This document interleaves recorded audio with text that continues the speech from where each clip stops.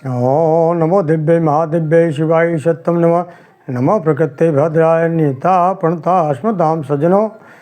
आप देख रहे हैं मार्कंडेय महापुराण की कथा में।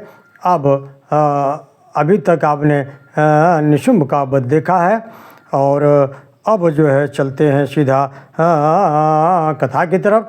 10वां अध्याय की कथा है जिसमें शुंभ का वध है। आइए। ओम उत्तप्त हेम रुचिराम रविचंद्र बहिनी नेत्राम धनुषरितां पुष्पाशूलम रंभय भुवय भुजय दधतिम शिवशक्ति रूपाम कामेश्वरीम हृदय धृतेन्दुलेखाम। मैं मस्तक पर अर्धचंद्र धारण करने वाली शिव शक्ति स्वरूपा भगवती कामेश्वरी का हृदय में चिंतन करता हूँ। वे तपाए हुए स्वर्ण के समान सुंदर हैं। सूर्य, चंद्रमा और अग्नि ये ही तीन उनके नेत्र हैं तथा वे अपने मनोहर हाथों में धनुष, बाण, अंकुश, पाश और शूल धारण किए हुए हैं। ऋषिरुवाच ओम निशुंभम निहतम दृष्ट्वा भ्रातरम प्राणसमन्वितं हन्यमानं बलं चैव शुंभ क्रुद्धो भविद्विज वलापले पादुष्टे त्वं मां दुर्गे गर्वमामः अन्यसां बलमाश्रित्य युद्ध से याति मानिनी। ऋषि कहते हैं, राजन, अपने प्राणों के समान प्यारे भाई निशुंभ को मारा गया देख तथा सारी सेना का संहार होता जान शुंभ ने कुपित होकर दुष्ट दुर्गे, तू बल के अभिमान में आकर झूठ मूठ का घमंड न दिखा।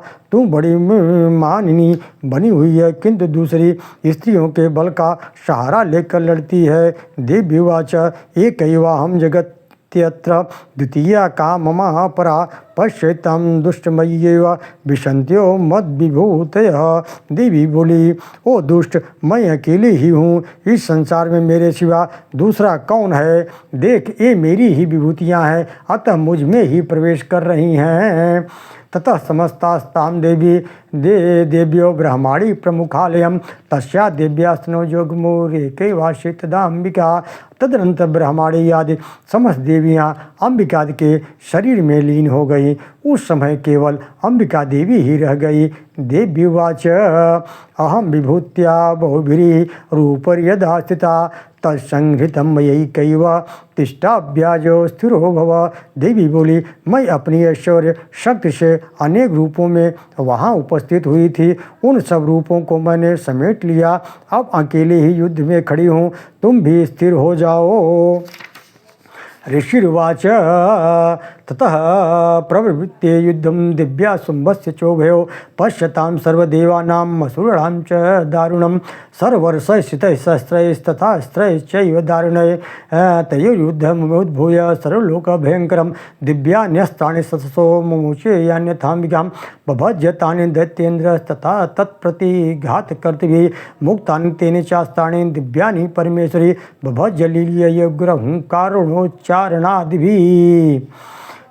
ततः सरस्वतीर्देवी माच्छाद्यत्सोऽसुर सोऽपि तत्कुपिता देवी धनुश्छेद शेषवे छिन्य धनुस्तैत्येन्द्र तथा शक्तिमथा ददे जिच्छेद देवी चक्रेण तां पैश्य करे स्थितम्।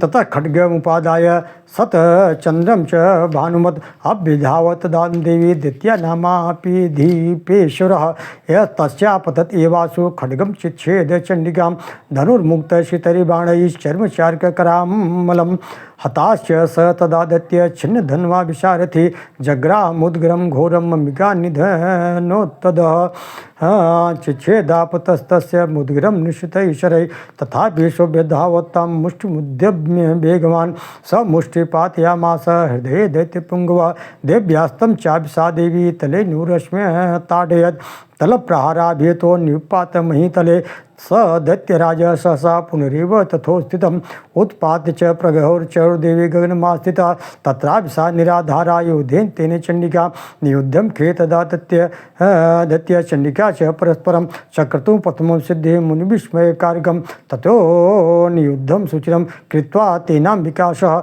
उत्पात्य भ्रामयामास चिक्षेप धरणीतले स क्षिप्तो धरणी प्राप्त मुष्टिमुद्यम में वेगितः अभ्यधावत् दुष्टात्मा चंडिका निथने इच्छया तमायांतं ततो देवी सर्वदैत्यजनेश्वरं जगत्यां पातयामास भित्त्वा शूलेन वक्षसि स गतासु पपातोर्व्या देवी शूलाग्रवीक्षितः चालयन् सकलां पृथ्वी शाब्ददीपां सपर्वतां ततः प्रसन्नमखिलं हते तस्मिन् दुरात्मनि जगत्स्वास्थ्यमतीवापं निर्मलं च भुवन्नभ उत्पात मेघा शोल्गा येष प्रगा संस्ते समं ययो सरितो मार्गवाहिन्यस्तथा तत्र पातिते ततो देवगणा सर्वे हर्ष निर्भर मानसा बभूर्निहते तस्मिन् गन्धर्वा ललितं जगो अवादयन् तथैवान्ये न नृतुश्चाप्सरो गणा वो पुण्यास्तथा वाता सुप्रभो भो दिवाकरः जज्ज्वलुश्चाग्नेय शांता दिक्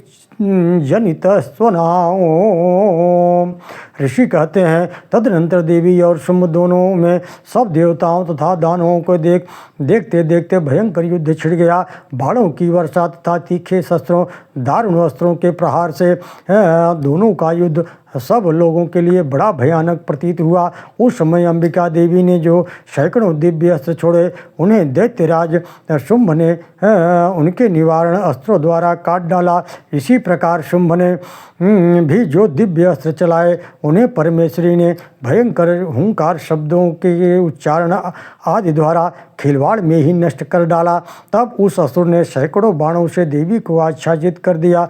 यह देख क्रोध में भरी हुई उन देवी ने भी बाण मारकर उसका धनुष काट डाला। धनुष कट जाने पर फिर दैत्यराज ने शक्ति हाथ में ली, किंतु देवी ने चक्र से उसके हाथ की शक्ति को भी काट गिराया। तत्पश्चात दैत्यों के स्वामी शुंभ ने 100 चांद वाली चमकती हुई ढाल तलवार हाथ में ले उस समय देवी पर धावा बोला।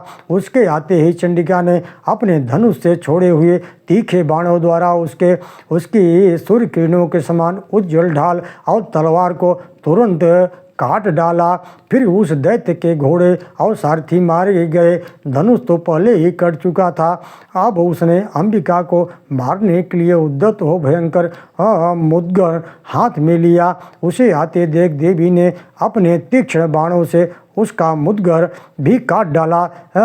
तिस पर भी वह असुर मुक्का तानकर बड़े वेग से देवी की ओर झपटा।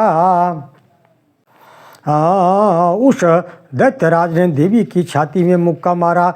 तब उन देवी ने भी उसकी छाती में एक चांटा जड़ दिया। देवी का थप्पड़ खाकर दैत्यराज शुंभ पृथ्वी पर गिर पड़ा, किंतु पुनः सहसा पूर्ववत उठ खड़ा हो गया।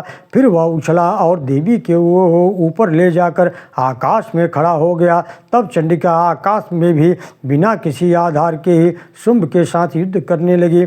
उस समय दैत्य और चंडिका आकाश में एक दूसरे से लड़ने लगे। उनका यह युद्ध पहले सिद्ध और मुनियों को विस्मय में डालने वाला हुआ। फिर अंबिका ने शुंभ के साथ बहुत देर तक युद्ध करने के पश्चात उसे उठाकर घुमाया और पृथ्वी पर पटक दिया। पटके जाने पर पृथ्वी पर आने के बाद वह दुष्टात्मा दैत्य पुनः चंडिका का वध करने के लिए उनकी ओर बड़े वेग से दौड़ा। तब समस्त दैत्यों के राजा शुंभ को अपनी ओर आते देख देवी ने त्रिशूल से उसकी छाती को छेद कर उसे पृथ्वी पर गिरा दिया। देवी के शूल की धार से घायल होने पर उसके प्राण पखेरु उड़ गए और वह समुद्रों, द्वीपों तथा पर्वतों सहित समूची पृथ्वी को कंपायमान करता हुआ धरती पर गिर पड़ा। तदनंतर उस दुरात्मा के मारे जाने पर संपूर्ण जगत प्रसन्न एवं पूर्ण स्वस्थ हो गया। आकाश स्वच्छ दिखाई देने लगा। पहले जो उत्पात सूचक मेघ उल्का पात होते थे वे सब शांत हो गए। उस दैत्य के मारे जाने पर नदियाँ भी ठीक मार्ग से बहने लगी। उस समय शुंभ की मृत्यु के बाद संपूर्ण देवताओं का हृदय हर्ष से भर गया और गंधर्वगण मधुर गीत गाने लगे। दूसरे गंधर्व बाजे बजाने लगे और अप्सराएं नाचने लगी। पवित्र आयु बहने लगी। सूर्य की प्रभा उत्तम हो गई। अग्निशाला की बुझी हुई आग पुनः अपने आप प्रज्वलित हो उठी तथा संपूर्ण दिशाओं के भयंकर शब्द शांत हो गए। ओम नमो दिव्य महादिव्य शिवाय सत्यम नमः। नमः प्रकृत्यै भद्राय निता प्रणता स्मृताम। सज्जनों, इस तरह से मार्कंडेय पुराण के सावर्ण के मनवंतर में देवी महात्म्य के शुंभ नामक वध का 10वां अध्याय यहीं पे समाप्त होता है। ओम नमो दिव्य महादिव्य शिवाय सत्यम नमः। नमः प्रकृत्यै भद्राय नेता प्रणता स्मृताम।